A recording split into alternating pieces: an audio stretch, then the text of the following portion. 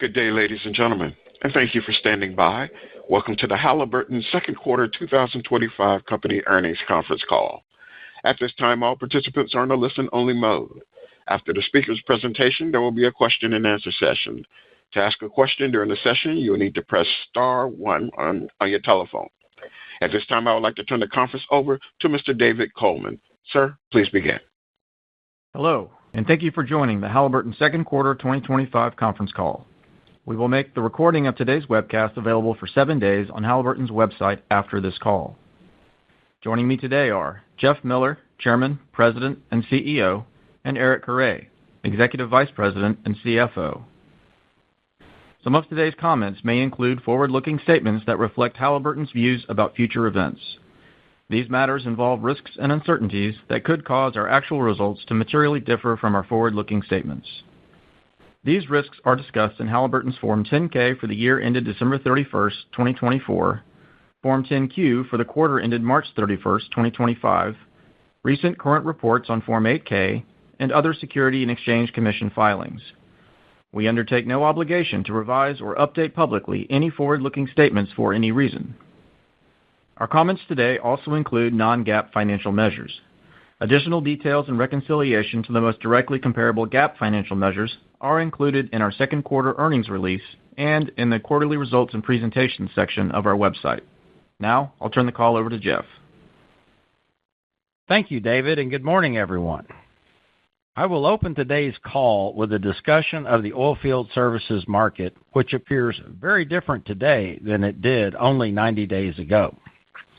In the second quarter, commodity markets were volatile, driven by trade and tariff uncertainty, geopolitical unrest, and the accelerated return of OPEC Plus production cuts.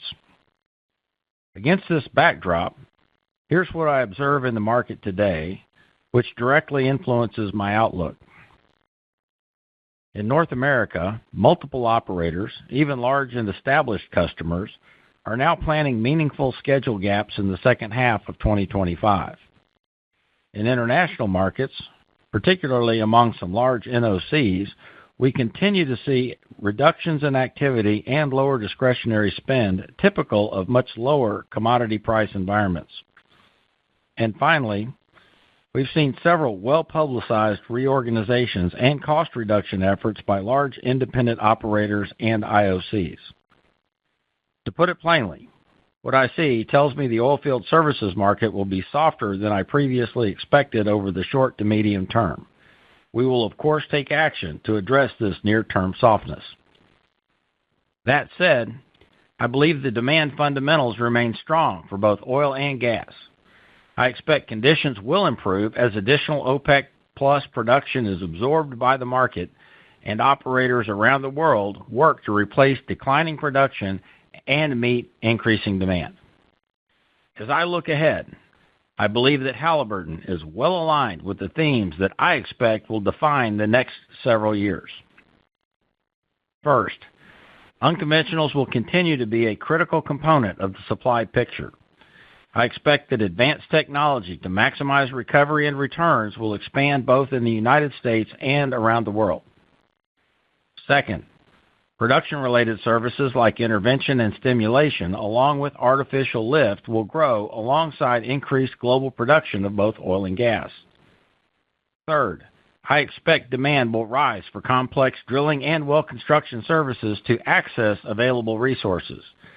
This requires advanced tools and automation technologies for efficient development and delivery. I believe our strategic alignment with these themes positions Halliburton to deliver industry-leading returns. I fully expect that the strategic execution that delivered performance in recent markets will continue to deliver outperformance in the future. Now let's move on to our geographic results.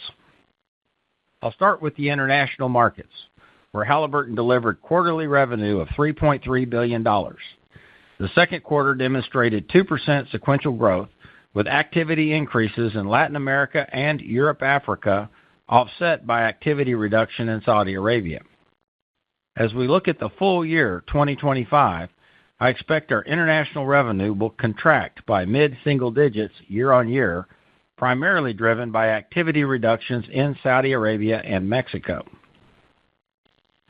Despite the ongoing softness in these large markets, I do expect Halliburton to demonstrate growth in Brazil and Norway, as well as offshore frontier basins, where we secured key wins last quarter through our technology, operational excellence, and collaborative approach. Thinking broadly about our international business going forward, our growth engines, unconventionals, drilling, production services, and artificial lift, remain key to our international strategy, and we believe Halliburton has unique opportunities to grow in each of these areas as evidenced by our recent progress. In unconventionals, we continue to see adoption of North America-style development, multi-well pads, long laterals, and large completions in several international unconventional basins, which reinforces our confidence in our unique ability to lead in unconventionals. In Argentina, we achieved a record quarterly stage count and performed our first sensory fiber optic fracture monitoring service, a milestone in expanding our leading unconventional technologies outside of North America. In Australia, we recently completed a 67-stage stimulation, the largest job to date in the Beetaloo Basin. And in the Middle East, we drilled the longest well in the region's largest unconventional play. Turning to drilling services, iCruise, Logix Automation, and the iStar platform delivered strong performance and introduced unique capabilities in several technically demanding markets. Globally, we surpassed 500,000 feet drilled with Logix closed-loop automation and completed an important trial with a customer in the Middle East. In Norway, we recently utilized iCruise and Logix to drill the longest well in the Norwegian continental shelf to a measured depth of over 10 kilometers. In reservoir mapping, we launched EarthStar 3DX. It builds on our leading EarthStar X and BrightStar mapping technologies and provides a three-dimensional map ahead of the bit while drilling. This unique capability allows proactive steering around hazards and precision wellbore placement for optimum drilling efficiency and recovery. Next, in production services, we had several activity highlights during the second quarter. In Brazil, we began operations on our largest integrated well intervention contract, which highlights the expansion of our collaborative model from well construction to production. In Norway, we expanded our riserless coiled tubing services beyond our initial pilot and completed a 3-well intervention campaign for a customer. Finally, in artificial lift, Halliburton secured its largest international ESP contract to date from a Middle East NOC. Middle East Asia remains our largest and fastest growing international lift region, with strong year-over-year growth also achieved in Latin America and Europe, Africa. We expect international artificial lift revenue to grow over 20% this year and plan to double the installed base of Intellivate, our remote operations and automation platform. It has been a strong start to the year, and I expect to exit the year with an international franchise that is larger than all of Summit at the time of acquisition, a significant milestone in our growth journey. To conclude my thoughts on the international market, while activity reductions in a few large markets will likely overshadow the solid performance of other geographies, I am confident our strategy is the right one, and our growth engines remain key to that strategy. Now, let's turn to North America, where our second quarter revenue of $2.3 billion was roughly flat to first quarter. Seasonal improvements in completions were offset by lower service pricing and reduced artificial lift activity. As we look at the remainder of the year in North America, we expect that revenue in the second half will decline due to lower drilling and completion activity. This comes in the form of more white space in our frac calendars, the full period effects of recent service pricing reductions, and the stacking of frac fleets that do not meet our returns threshold.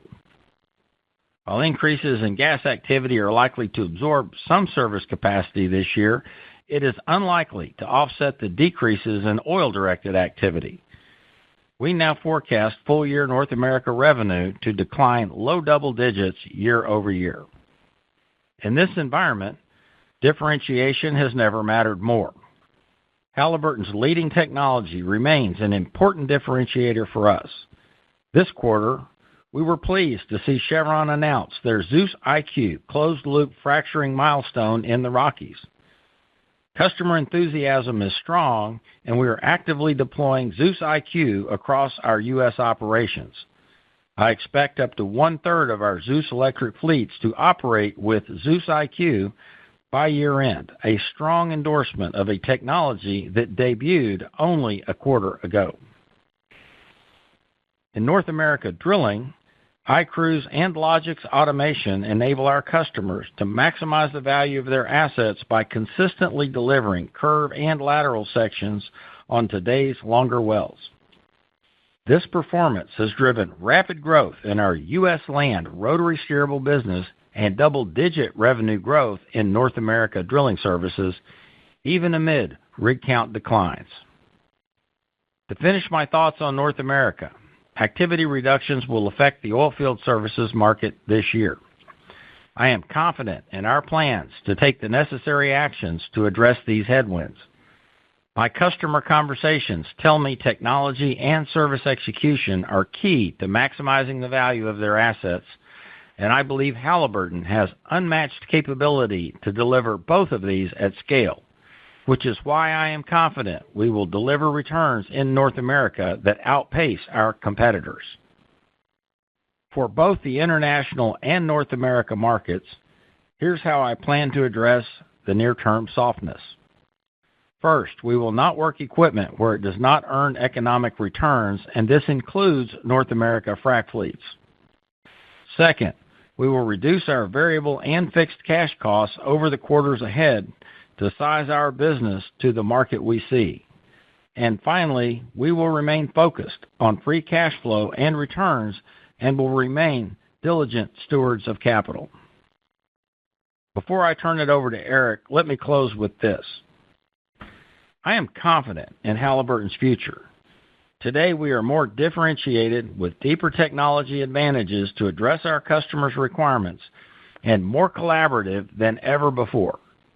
I believe our value proposition to collaborate and engineer solutions to maximize asset value for our customers is a powerful driver of both customer and shareholder value. With that, I'll turn the call over to Eric to provide more details on our financial results. Eric? Thank you, Jeff, and good morning. Our Q2 reported net income per diluted share was 55 cents. Total company revenue for Q2 2025 was $5.5 billion, an increase of 2% when compared to Q1 2025. Operating income was $727 million, and operating margin was 13%. Our Q2 cash flow from operations was $896 million, and free cash flow was $582 million. During Q2, we repurchased approximately $250 million of our common stock. Now turning to the segment results. Beginning with our Completion and Production division, revenue in Q2 was $3.2 billion, an increase of 2% when compared to Q1 2025. Operating income was $513 million, a decrease of 3% when compared to Q1 2025, and operating income margin was 16%. Revenue increased largely due to seasonal improvement in pressure pumping activity in the Western Hemisphere. The decline in operating income was primarily driven by lower pricing for stimulation services in U.S. land. In our Drilling and Evaluation division, revenue in Q2 was $2.3 billion, an increase of 2% when compared to Q1 2025. Operating income was $312 million, a decrease of 11% when compared to Q1 2025, and operating income margin was 13%. Revenue increased due to higher drilling-related services globally. Operating income decreased due to seasonal roll-off of software sales and increased startup and mobilization costs across multiple product service lines. Now let's move on to geographic results. Our Q2 international revenue increased 2% sequentially. Europe-Africa revenue in Q2 was $820 million, an increase of 6% sequentially. This increase was primarily driven by higher activity across multiple product service lines in Norway.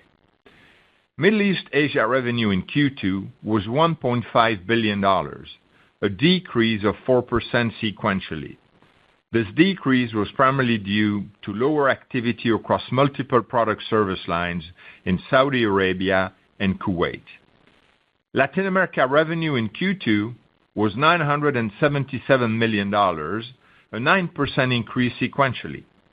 This increase was primarily due to improved activity across multiple product service lines in Mexico and Brazil, and increased well intervention services in Argentina.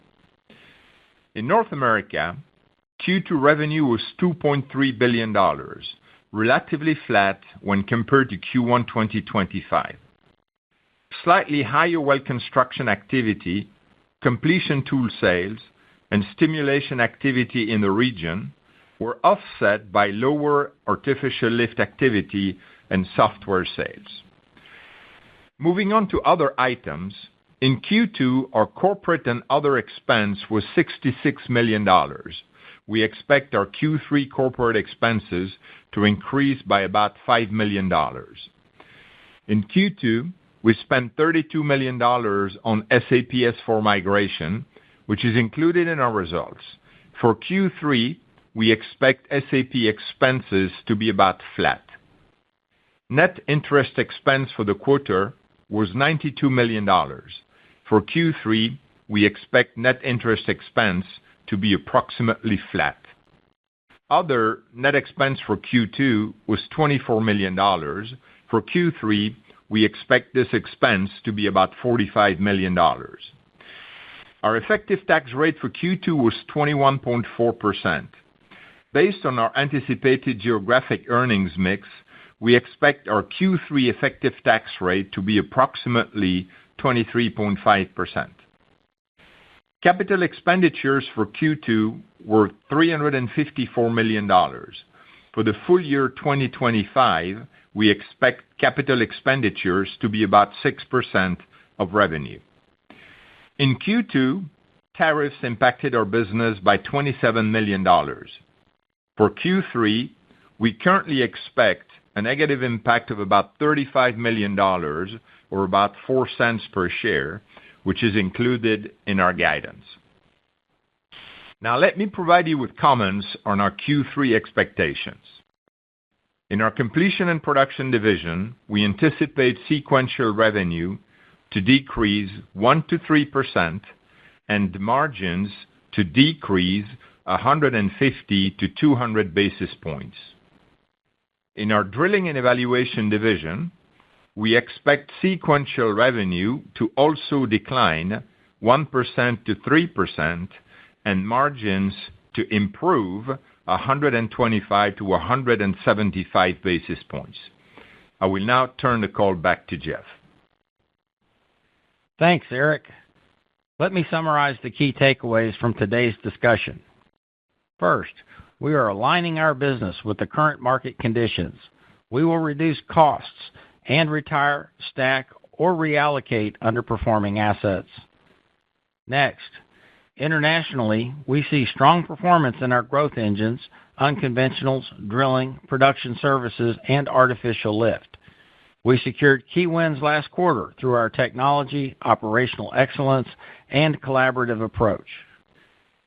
In North America, the Zeus platform and iCruise continue to differentiate Halliburton by delivering unique value to our customers.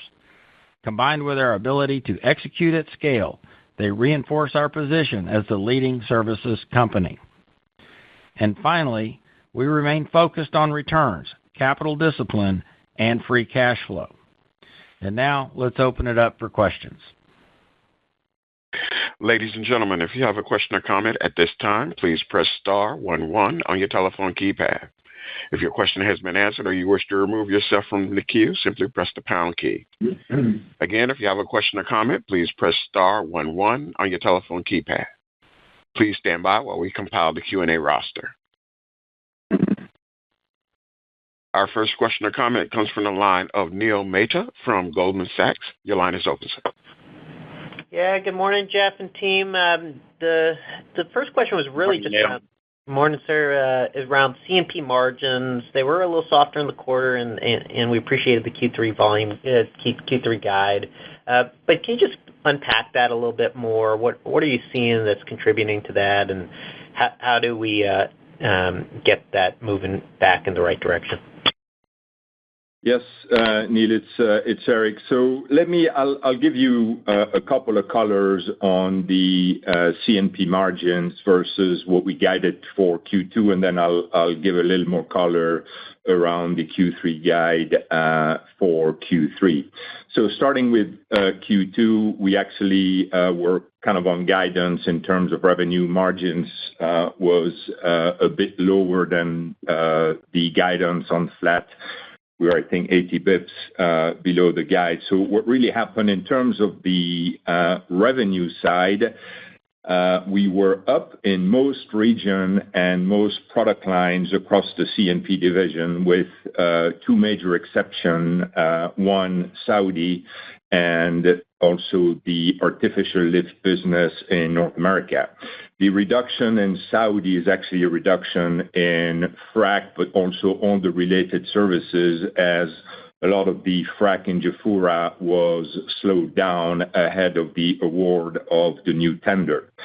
The other element that contributed to softer margins are obviously the pricing headwinds in U.S. land and also the reduction in the Saudi activity I talked about. Some of that was offset by the performance of our cementing and completion tool product lines, but overall it resulted in a slight miss from a margin perspective. So that's the color on the performance versus the Q2 guide. Now, if we move to Q3, so our guidance is 1-3% reduction in revenue and 150 to 200 basis point reduction in margin. There are really three main elements that contribute to the guidance. The first one is the reduction of activity and reduction or softness in pricing in North America land pressure pumping, which is both frac and also cementing. The second element is the reduction of completion tool deliveries in most international market, partially offset by increase in completion deliveries in the Gulf of America, and these are essentially just operation, the cycle of drilling versus completion, etc. And the third element, which is the one I mentioned that affected also Q2, is a reduction in activity of frac in Saudi. Yeah, thanks, Eric. And so maybe, Jeff, for you, the question is just, can you help us walk through your customer conversations about the white space as you think about the back half of the year in North America for the frac side of the business, and any early thoughts in 26? I know it's a really volatile macro, but you probably have some great perspective as you talk to your most important customers. Yeah, certainly. And well, I think that, conserving cash, we look and we see that, there's, as I mentioned in my prepared remarks, quite a bit of reorganization and activity going on around that. And so I would say customers are fairly cautious in conserving budget. They also say, though, that, the most important thing is technology and service quality performance, which, is certainly good for Halliburton. And, we'll probably talk more about it, but sort of the technology steps we've taken have been important. And so, as I look out to 26, it's really early with the volatility that we see, and, that just, what precisely they're going to do for 2026 is sort of on hold. But what I would expect is that we would see activity earlier in the year picked up above what it is in certainly Q3 and 4. But as far as sort of doubling down, I think that I don't see that happening soon until we see some catalysts that change trajectory on sort of price outlook. Thank you, Jeff. Thank you. Thank you. Our next question or comment comes from the line of Dave Anderson from Barclays. Mr. Anderson, your line is open. Hey, good morning. Thank you for the question. I'm just kind of curious, Jeff, where are we right now in terms of these E&Ps resetting their programs? You talked about some meaningful schedule gaps coming up. I'm just kind of curious. We've seen a pretty steady decline in the oil rig count the last few months. Should we be thinking about kind of a 4Q bottom? And then related to that, if you could give us maybe a little bit more color around pricing. I know at the end of last year, concessions were made to keep fleets contracted. The situation today, I'm curious, are they coming back for another bite of the apple? And it sounds like you've walked away from some work. I'm curious, does that mean you're getting rid of the final diesel fleets? Sorry, I threw a lot into that first question. Yeah, fair enough. Well, couple questions in there, Dave. All good questions. So let me just start with outlook on, where are we in sort of the cycle, or where are we relative to a bottom? And I really think we have to look at the, supply and demand fundamentals here. And, we project, and I think broadly is projected, there's solid growth in oil demand. But we also have spare capacity coming into the market, and sort of the U.S. producing at a fairly high level. And so I think as demand starts to consume spare capacity, and we also start to see sort of production roll over in some key markets, which it likely will. I mean, the decline curve is still working. I think those are the signposts we look for in terms of where do we things come, where do we see sort of a bottom versus a recovery. What I do know, though, is that,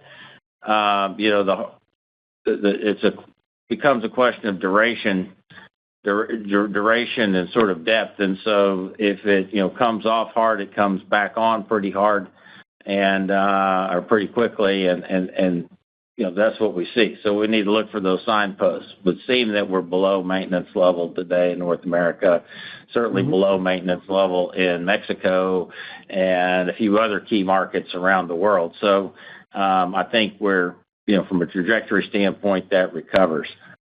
From a price standpoint, we at a place where I would describe it as we get to make choice. And so we are making choice around equipment working or not working, and we'll clearly stack some fleets just because we're not going to work at uneconomic levels, and it's a commitment. It's strategic for us, and it takes some equipment out of the market as well. But from our perspective, working at uneconomic levels is literally burns up equipment, creates HSE risk and all sorts of things that we just don't want to do. And so those are steps we're taking now, broadly. Anyway, I'll stop there. That's kind of where we are. No, that makes sense. Jeff. Maybe if we could shift it to international markets. You had mentioned unconventionals a number of times. Argentina, Australia, and obviously Saudi, which is the big one we're all kind of watching here. I was wondering if you could give us a sense as to kind of how big this right now is in your international portfolio, and how big it could actually be in a couple of years. Just trying to get a sense. Is it like 10% of international revenue at this point? And kind of where does it go from here? Just a little bit of relative sense here in terms of the opportunity. Thank you. Yeah, let's look. I think there's opportunity in certainly Argentina, as you described, also Saudi Arabia, but it's well beyond that in terms of sort of a trajectory. And like all things, it starts slowly and then gains legs, how I would describe probably Argentina more so, just because it was sort of a broad group of customers all investing in a market, and it got a lot of legs. And now today that is a meaningful market, a very meaningful market, and a technology-driven market. I think that, we expect growth beyond just those two countries. And I think that's what's important, as we go forward. We've seen pretty solid growth year on year. I would say double digits growth year on year with our international frac business, non-U.S. frac business.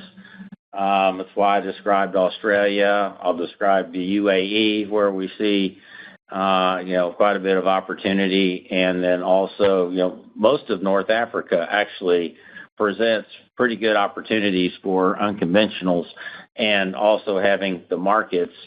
And I think, and gas demand is going to drive in a number of these markets. You're going to see unconventionals driven more by gas demand than anything else. That makes sense. Thanks, Jeff. All right. Thank you. Thank you. Our next question or comment comes from the line of Arun Jayaram from J.P. Morgan. Your line is open, sir. Good morning, Jeff, Eric. I wanted to maybe elaborate. Good morning. I wanted to see if you could maybe elaborate on that commentary on unconventionals, and wondering if we could focus on the Middle East.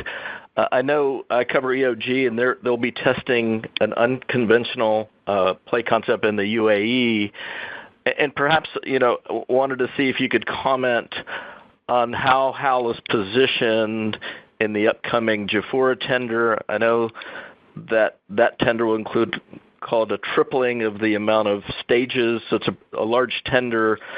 Jeff, how important do you think technology will be within that tender, and when do you expect to see activity kind of rebound in Saudi? Yeah, look, from an unconventional perspective, we're well positioned in the Middle East for unconventionals, both from an equipment standpoint and technically. And we have work starting Q4-ish in UAE, and we're happy with that. And that'll be, a technology showcase, I expect, in terms of what we can do with Zeus IQ and some other things. I'm not going to comment on Jafurah other than to say, it's in process now. We've got a very disciplined approach to bidding work, and I think that's what needs to be remembered here. And we're centered on that whole process is centered around returns and long-term returns, not just volumes. And I think we know quite a bit about this, how to price frac, et cetera. And so from that perspective, look, by the time we're talking about named tenders on calls and things of that nature, you can bet they've gotten pretty competitive. But that said, we do like the frac work we're doing internationally, and I really like the interest in the technology, beyond interest, actually buying the technology in Argentina, for example, that we're able to do with, how to place fracs, where the sand is going, how to improve recovery. Great. Jeff, my follow-up just on the portfolio. I know in the last 10Q you commented on, the focus on Halliburton maybe to market a portion of its chemicals business, but just thoughts on, pruning of the portfolio. Look, we want to be investing in the thing. We are investing in the things that we believe show the best returns for us and the best sort of opportunity for growth and returns. And so we do. We prune the portfolio from time to time. We really like what we're doing with lift. And we think that ESP lift in particular is, the most attractive, certainly for us. And as we look at other parts of our portfolio where we don't see the opportunity for the kind of accretive returns that we would like, we take a hard look at them. Great. Thanks a lot. Thank you. Thank you. Our next question or comment comes from the line of Roger Reed from Wells Fargo Securities. Your line is open, sir. Yeah, thank you. Good morning. Morning, Roger. Coming back to let's just call it the North American outlook here, then I recognize, a lot of things are kind of going against us here in terms of rig count, frac count, all that. We did get some tax reform with the Big Better Bill, or Big Beautiful Bill, whatever the heck, Triple B. And we've heard a number of the E&P companies talk about it will be favorable to their free cash flow. So when we think about your outlook as it is today, kind of through year end, and then we think about, maybe commodity prices hold flatter and some of these guys have a little more cash, what's sort of in the risk profile of your outlook? In other words, is that something that could help meaningfully, or do you feel, hey, visibility is actually pretty solid here, and we've got a good view into year end of significant softness?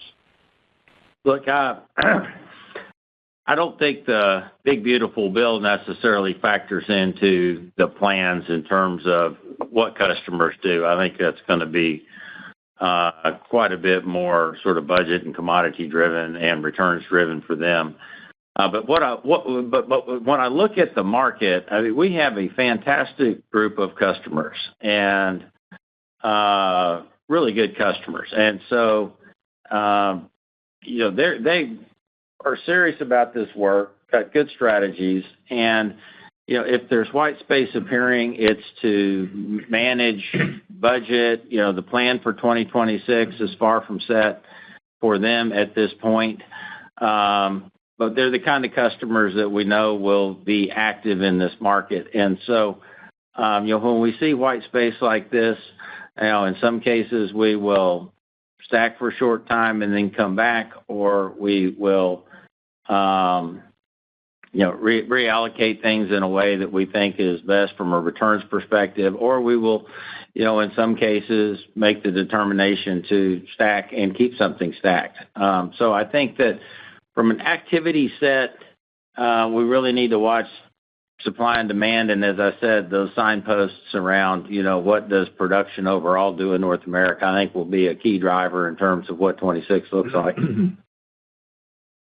Yeah, that makes sense. And then in terms of your comments about, not wanting to chase uneconomic work, historically this has been a sector that, sometimes gets more market share rather than, let's call it, returns or margin focused. Is that, we should think it's a little different this time? You are going to be focused on maintaining, call it, margins and returns as opposed to, a market share fight? Look, strategically, we're about maximizing value in North America, maximizing returns in North America, and that includes not working at uneconomic rates. And so this is exactly what we did a year ago in the gas markets, and something we will continue to do. I mean, the fact is we want good equipment when it snaps back. We want to make money with the equipment, and that's just the approach we're going to take. We've taken it before, so it should not be, it's not something we're going to do. It's something we've done, and we'll certainly do again. Appreciate that clarification. Thanks. Yeah, no, thank you. Thank you. Our next question or comment comes from the line of Saurabh Pant from Bank of America. Mr. Pant, your line is open. Hi, good morning, Jeff and Eric. Good morning. Jeff or Eric, maybe I want to spend a little time on the cost side of things. I know you have worked hard to variabilize your cost structure in North America, and Jeff, you did speak to reducing your variable and fixed costs, right? But how should we think about what kind of level of activity that you would be using to frame what you think you can take out of your cost structure? Or put differently, how should we think about protecting margins, maybe overall, maybe D&E and C&P, however you want to talk about that? Yeah, look, we are looking at a market where we want to take action around variable costs. Clearly, it's not a perfect science, but as activity slows down, we want to, take equipment and cost out of the market. Not a perfect science, but, we've seen some moves in the market that cause us to do that. So that's one half of the equation. When I get to the other half of the equation around structural costs, we're still relatively busy around the world. That said, contributing to margins or maintaining, taking actions that drive efficiency, no different than what our customers are doing, is right in our wheelhouse. And we've done that before also and expect to do that again. To frame that, look, it's, probably in the, 1% range sort of type thing in early days as we get started. And it may be a couple of quarters as we get right-sized around what we see in terms of the market. It's a bit of a dynamic market today, so we're, targeting what we see. I think we probably got a pretty good handle on where we need to get from a reduction standpoint, but we'll need to let that play out. Got it. Okay, Jeff, no, thank you for that answer. And then the other one I have, Jeff, for you is on the Saudi market. We have all seen the rig count in the country come down, right? It's too speculative for me at this point to say where it goes, right? But one thing I've been hearing is that maybe the Saudi market becomes more LSTK over time as activity comes back, or even if it doesn't come back, right? But look, I don't know, right? But just a philosophical question, if that's what happens, right, the Saudi is more LSTK, Middle East in general is more LSTK, how does Halliburton play in that market? Is it to Halliburton's advantage, or do you have to adapt the way you do things? Maybe just a high-level comment on that. Well, look, we've got very strong muscles in that area, and we've been successful doing that. I would say our project management organization is the strongest it's been. We do a lot of collaborative work, and we do LST work today. In fact, today, that type of work, LSTK and collaborative type work that we describe represent more than 20% of our international business. So clearly, I think it's in our wheelhouse to do, and it's a strength for us, and so I would see that as advantageous. Though I will start all of that with what I said earlier around our tendering process, which is highly disciplined and is geared towards returns. And so, again, volume and market share at the expense of returns is it doesn't help the cause at all. And so what you'll see us be is very sharp around how we look at those things and make sure that we can make a return. But the capability to do it, we do a lot of it today, and really pleased with actually where that whole business is. Right, got it. Okay, no, that's fantastic color. And by the way, good update and good progress on the Summit ESP side of things, Jeff. I'll turn it back. Thank you. Thank you. Thank you. Our next question or comment comes from the line of Mark Bianchi from TD Cowen. Your line is open. Hey, thanks. I guess I wanted to ask about sort of doing some math here from the 3Q guide you gave and the outlook you gave for the year for North America and International. It seems to imply a pretty big step down in 4Q to kind of get to the numbers that you talked about. And I guess I'm curious how much visibility you have to that at this point, and how are you thinking about, is it more pronounced in International versus North America when we look at fourth quarter? Yeah, Mark, it's Eric. So we're not going to give you an exact guide on what Q4 looks like. There are a lot of moving parts that we touched on today, is what the U.S. activity is going to look like, the amount of white space, the activity in Saudi, Mexico is kind of being on and off, etc. So a lot of things can happen between now and Q4 that will shape Q4, how Q4 looks like. But directionally, to give you some color, we're looking at probably kind of flattish revenue at best, it would seem. We'll see a reduction in C&P revenue, an increase in D&E revenue. Margin will continue to soften probably in C&P because of the amount of white space in the U.S. frac market Jeff talked about. We will see a continued strengthening of D&E margin on top of what we did in Q3. and we'll see the usual seasonality that we see Q4 over Q3. So frac in the U.S. tends to come down. Software sales will pick up materially, and then typically completion tools in the C&P division go up as well. So that's kind of how we look at Q4 at this point in time. Okay, thanks for that, Eric. And I guess, given the cost actions you're taking and the efforts you're making to sort of manage through the market, do you think that C&P margins can hold above double digits as we exit the year? Yes. Yeah, no, for sure. Yeah. Very much expect that. Yeah. Great. Thanks so much. I'll turn it back. Thank you. Our next question or comment comes from the line of Scott Gruber from Citigroup. Mr. Gruber, your line is open. Yes, good morning. Just want to follow that last line of questioning. Eric, the margin improvement you mentioned in D&E in 4Q, is that going to be largely just seasonal factors, some more software sales, et cetera? Or, is there any of the mobilization expense and contract startup cost, that weighed on 2Q? Is there an element of those costs still impacting 3Q, or are most of those in the rearview mirror now? No, I mean, if we look at, I think Q4 will be a continuation of Q3 with a material impact in terms of improvement in margin coming from the software sales part of the business.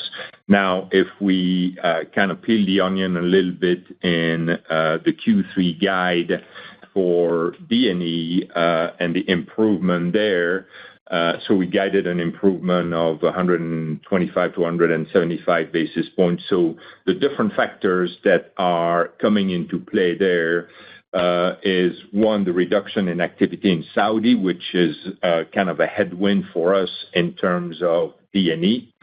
The second element is a bit of a change in the drilling versus completion cycles. We talked about it in completion with the Gulf of Mexico completions coming up, but the offset of that is that like drilling fluid, which is a really big business for us in the Gulf of Mexico and in Europe, is coming down a bit.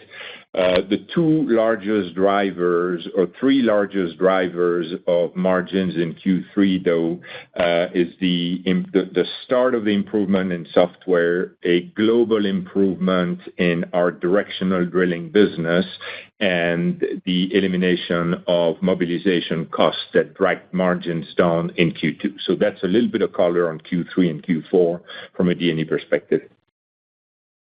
No, I appreciate that. I appreciate the details on how you're responding to the current environment. CapEx, should now be sliding with lower sales. But is there a plan to pause the Zeus fleet expansion either in the second half or next year? And if we think about that investment on an annual basis, how much would CapEx come down if that program is paused? Yeah, look, I think that program has always been demand-driven in terms of we've only built equipment for contracts that we had in hand. And so it's been less of a program and more of a demand-driven activity. And so the extent to which we don't see demand for new equipment, that obviously will come in.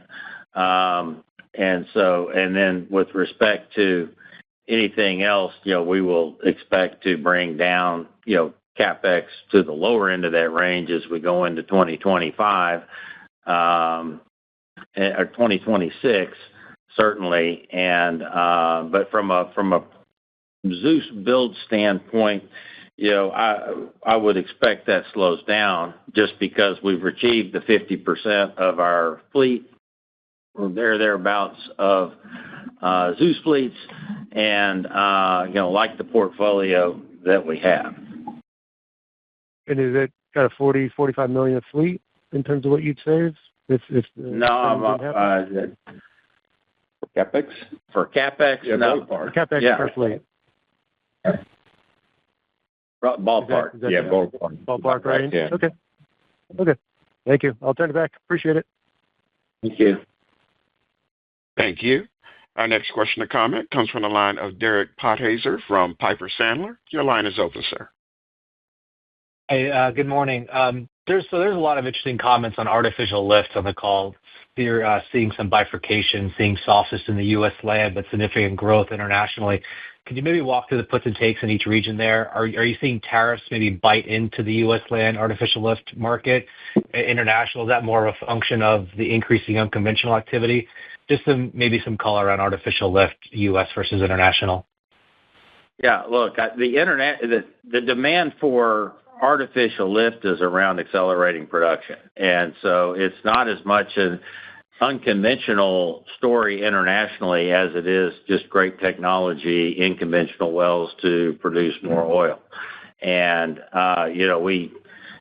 when we acquired Summit, they had no footprint internationally. And so we've been quite successful in growing that business into markets on the back of just the technology and performance and automation that Summit has developed and has taken to new markets.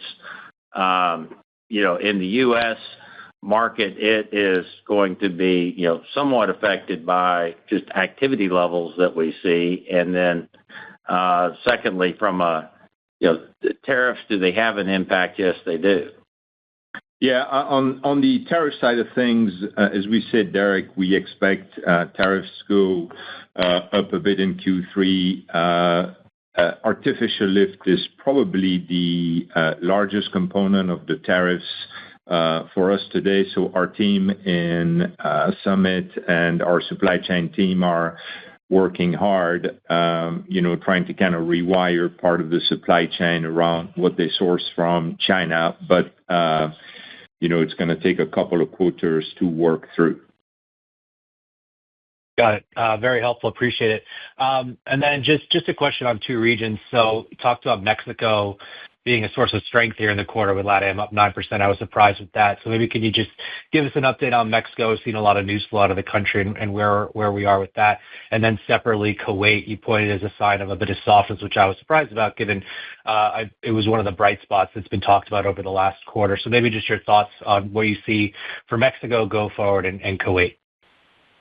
Look, Kuwait overall is a solid market, and it'll bounce around from month to month, quarter to quarter, but ultimately we see growth in Kuwait. No question about growth in Kuwait, and we do important work in Kuwait today and expect to do more of that in the future. From a Mexico perspective, we saw a solid improvement in LATAM, but it was not Mexico. And so, solid performance in Mexico. The issues in Mexico, in my view, aren't settled. And so I think we see starts and stops in Mexico.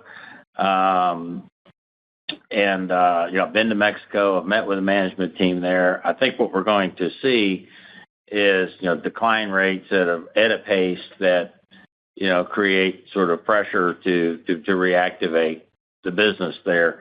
And oil and gas is obviously critical to the economy of Mexico, and I think that'll drive recovery. Great. Appreciate the comments. I'll turn it back. Thank you. Our next question or comment comes from the line of Stephen Gengaro from Stifel. Your line is open. Thanks. Good morning, everybody. Morning. So two for me, and I think the first, Eric, I'm not sure you'll comment on this or not, but the guidance color you gave kind of for the different geographies and segments, it feels like C&P's got to step down like double digits in 4Q to get there. Is that accurate? Yes, that's about right. Okay. Thank you for that. The other question, when we start thinking about, kind of the pricing in U.S. pressure pumping, particularly as we kind of get into the fourth quarter, and then thinking about 2026, how do you approach the customers for, obviously the service quality and the quality assets you're delivering and what clearly is going to be kind of a soft market and as you kind of contract these out into 2026, what is sort of the pricing strategy to kind of maintain margin in that environment? Well, look, I'm not going to get into the details around pricing strategy here, but we obviously look at value in terms of value created for customers, and we look at the opportunities to provide more technology and how does that create value. And then ultimately we step back if the pricing's not in a situation where we can make economic returns, then we just say no. I mean, and that's where I say we get to exercise some choice as well in terms of what the market looks like for us. Thanks. And just one quick one. We've heard kind of maybe fleet attrition is accelerating a bit. Are you seeing that in the overall market? I'm sorry, repeat the question. Whether you're seeing fleet attrition across the industry accelerating at all or expect to accelerate in this market? Yeah, I do expect it to accelerate in this market, and it is, to a certain degree. It's always sizing to the market that's there. I mean, that's what happens. And so it's, equipment will get retired, and then it will be, in many cases, harvested for spares and other things, and that's how it goes. It gets consumed. At the same time, fracking in gas is just harder on equipment than it is in oil. It's just higher pressures, which means it's harder on the equipment. That means the equipment wears out more quickly. And so we're really thoughtful about pricing and where we put equipment to work for those very reasons. Great. Thank you for the details. Yep, thank you. Thank you. Our next question or comment comes from the line of Doug Becker from Capital One. Mr. Becker, your line is open. Thank you.